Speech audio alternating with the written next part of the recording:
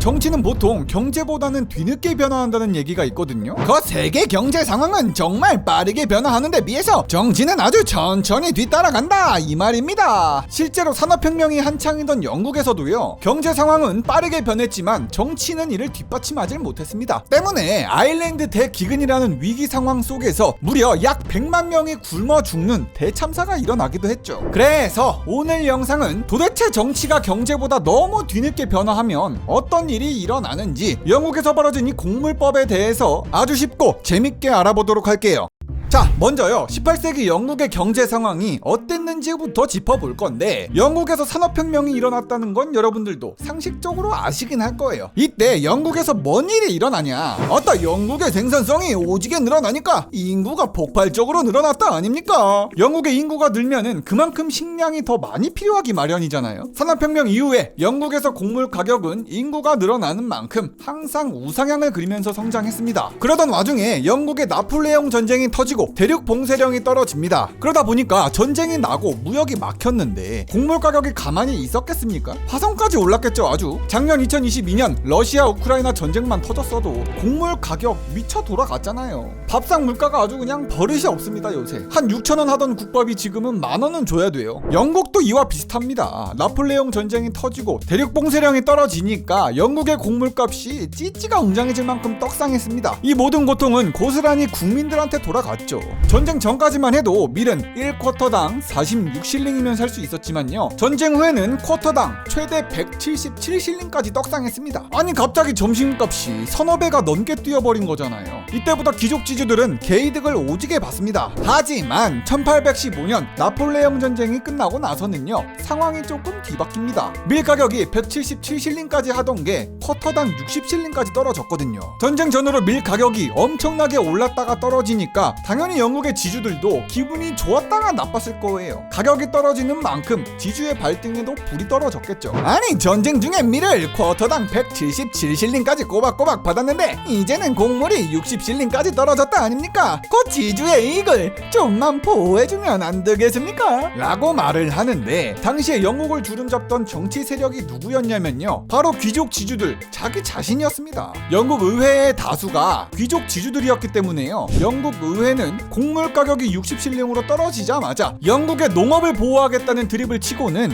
곡물법을 제정합니다. 이 곡물법이 뭐냐? 우리 영국은 값싼 외국 농산물과 곡물의 수입을 금지하고, 만약에 외국에서 곡물을 수입한다고 해도 오지는 관세 폭탄을 부과해서 일정 가격 이상으로 거래를 강제하겠습니다. 나도 먹고 살아야지요. 간단하게 보면요, 이 곡물법은 영국이 자신의 농업을 보호하고 더 나아가서 땅을 가진 지주만을 보호하는 정책이었습니다. 이 곡물법은요, 밀 1쿼터당 80실링이 될 때까지 수입을 금지하는 것이 주된 내용인데요, 결과적으로 영국에서는요, 밀 가격 80실링이란 가격이 너무 높은 가격이라서 한 번도 이를 넘어간 적이 없습니다. 그러니까 이 곡물법이 시행된 이후로는 해외에서 곡물을 수입하지 않았다는 겁니다. 그럼 자연스럽게 영국 국민들은요, 흉년이 났든 풍년이 났든 늘 상관없이 영국의 밀로 생산된 비싼 빵을 사 먹어야 했습니다. 아니, 해외에서 들어온 곡물이 훨씬 싼데 굳이 수입을 막는 바람에 맛도 없는 영국 빵을 먹어야 된다 아닙니까? 자, 이런 상황에서요, 곡물법으로 개이득을 보고 있는 사람이 대체 누굽니까? 바로 땅을 갖고 있는 영국의 정치를 휘어잡고 있는 귀족 지주들이잖아요. 지주들은요, 자신들의 권력을 활용해서 자신들의 이익을 수호하기 위한 곡물법이란 걸 만들었습니다. 이렇게 곡물법은 정치적으로 강력한 힘을 갖고 있었던 지주들의 이익을 보호하기 위해 곡물 소비자인 노동자나 국민들의 이익을 희생시킨 특권적인 법률이었죠. 지주 입장에서는요, 곡물을 팔아서 돈을 버는 사람이다 보니까 자국 내의 곡물 가격이 높으면 높을수록 개이득인 부분이고, 또 곡물 가격이 높다는 건 땅을 빌려주고 받는 돈인 지대도 함께 올라가니까 지주 입장에선 개이득을 빨 수 있습니다. 여러모로 지주 입장에선 이 곡물법이 자신들의 이익을 챙겨주는, 곡물의 가격을 보장해주는 기특한 법이 아닐 수 없죠. 이로 인해 서민층은 법으로 정해진 가격 그 이상을 주고서야 겨우겨우 곡물을 구할 수 있었다고 합니다.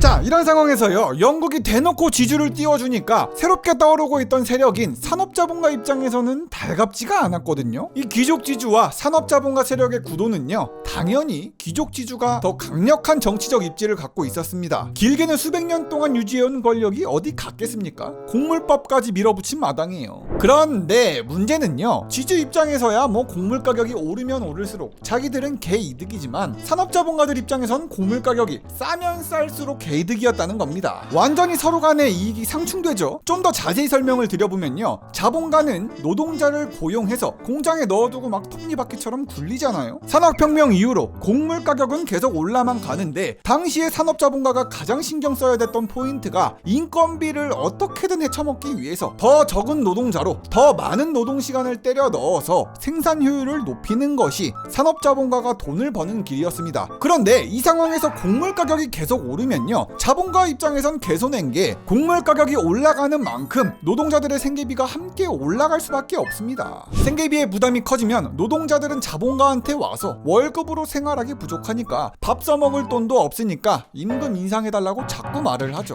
노동자의 불만은 커지고 파업은 더 자주 일어나고, 그래서 결국은 임금이 올라갈 거고, 임금이 올라가면 올라갈수록 자본가의 호주머니에선 나가는 돈도 함께 많아지죠.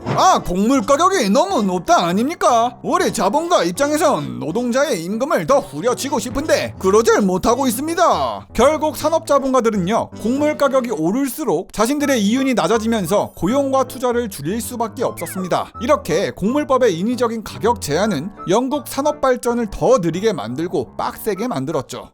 자, 이런 상황에서요, 영국에선 이 곡물법을 폐지하자는 말들이 계속해서 나옵니다. 솔직히 귀족지주 말고는 이득을 보는 사람이 없었으니까요, 이 곡물법으로.